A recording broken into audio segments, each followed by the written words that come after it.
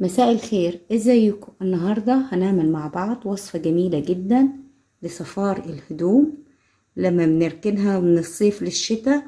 الابيض احيانا بيسفر بالشكل ده ومش بينضف معانا. انا هعمل لك وصفة جميلة جدا جدا للبقع الصفراء. لو انت ملاحظة معايا واضح قدامك، لو هنقارنها كده باينة اهي. اللون ده اصفر من اللون ده، فاحنا هننضفها بكل سهولة وبكل بساطة بمكونات موجودة عند العطار. هنعمل وصفة جميلة مع بعض، ويا رب كده الفيديو ينال اعجابكم. ويلا بينا نبدأ نشوف الوصفة بتاعتنا مع بعض. هنحتاج الوصفة بتاعتنا بطاط او حجر تسليك البلاعات او القطرونة زي ما بتسموه.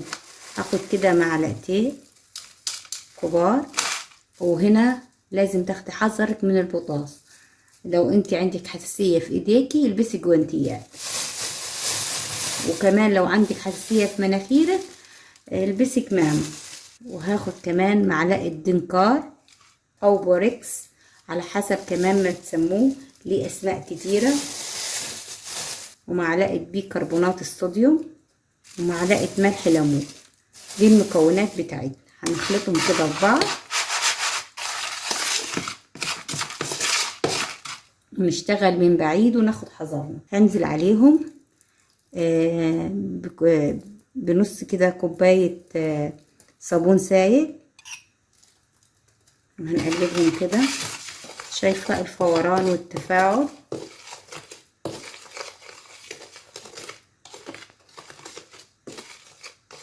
هنا ناخد حذرنا وناخد بالنا كويس. وهنا كمان معانا كوباية من الكلوروكس الالوان، ونقلبه كده كويس. انا ضفت هنا كلوروكس الوان علشان لو حبيتي تستخدمي الوصفة دي على الالوان، علشان لو اي بقعة عندك في الهدوم اللي ملونة تقدري تضيفيها عليها عادي، مش هتأثر عليها. كده قعدنا نقلب كويس في الوصفة بتاعتنا لحد ما دابت معانا اهي، وكده جهزت معانا. طبعا انت لو حابة تضيفيها في الغسالة الاوتوماتيك او فوق الاوتوماتيك او العادية هتنفع معاكي في جميع الغسالات، وامنة جدا كمان على اي غسالة. لو انت حابة تضيفي على البقعة مباشر هتلبسي جوانتيات علشان ايديكي، عشان خاطر البطاطس. لو في ناس كتير مش بتستحمل، عندها حساسية من البطاطس. وممكن كمان نعبيها في اي بخاخ ونغسل، يعني نبخ كده على الهدوم ونسيبها شوية، وبعد كده نغسلها على ايدينا هيخرج منها جميع البقع. حاول كده ناخد شوية. لو انت ملاحظة معايا البقع مصفرة قد ايه، بصي بخلطة جبارة هنخرج اي بقعة في الهدوم بتاعتنا. اظن واضحة البقعة اللي في الهدوم وداعا للبقع الصفراء اللي في الهدوم. زي ما انت شايفة كده انا حطيت كمية حلوة على الصفار، واضح قدامك لونه اصفر اهو. يا رب يكون واضح. هسيب الخليط بتاعي شوية وبعد كده هنرجع نغسلها وهنشوفها مع بعض.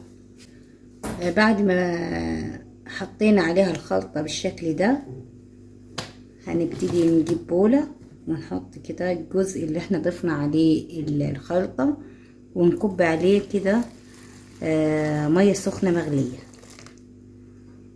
وهنشوف الفرق اول ما تخرج معانا. هوريكي الفرق من غير دعك ولا مجهود كمان، يعني مش هتدعكي على ايديكي ولا اي حاجة. هتجيبيهم في طشت كده او بولة وتحطي عليها الخلطة، وبعد كده تضيفي عليهم مية مغلية. هيخرج معاكي بأمانة سحر، زي ما انت شايفة كده، زي ما انت ومعايا كده اهو اهو سخنة. شايفة الفرق؟ مجرد ما ضفت عليها المية المغلية خرجت معانا بدون دعك بدون مجهود. انا موقفتش الفيديو، انا عملت الخلطة معاكي اهي. بصي لو ترجعي الاول الفيديو هتلاقي الصفار كان اكتر من كده، وكان زي الناحية دي كده اهو. بصي الفرق، يا رب يكون واضح، الكاميرا تكون جايباه اهو، لونها اصفر.